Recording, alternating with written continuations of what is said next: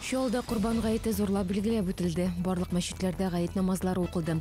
Курбан чалуу ар вакыттагыча Сидоровка бистесиндеги ит комбинаты мейданында өттү.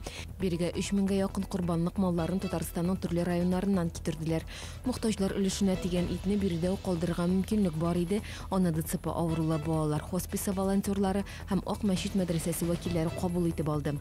Курбан чалуу юласы иртеге кояш баяганча дәвам итә. Мәккәдәге Мина тауында килеп чыккан фаҗигадә халак булучылар һәм зыян күрүчеләр арасында Татарстан вакилләре юк дип хәбәр итә Диния нәзарәте матбугат хезмәте. Бик күпләрнең үлеменә китергән фаҗигале хәл күпләп җыелган халык арасында башланган этилеш аркасында килеп чыга. 700дән артык фаҗи вафат булды, 800 кеше зыян күрде.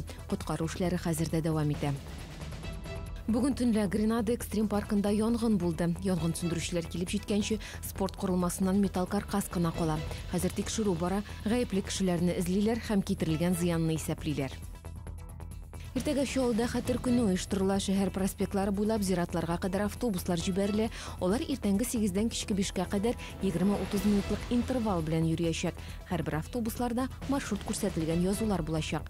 Каберлекләрне тәртипкә китерү өчен зиратларда эш кораллары, капчыклар бирү оештырыла.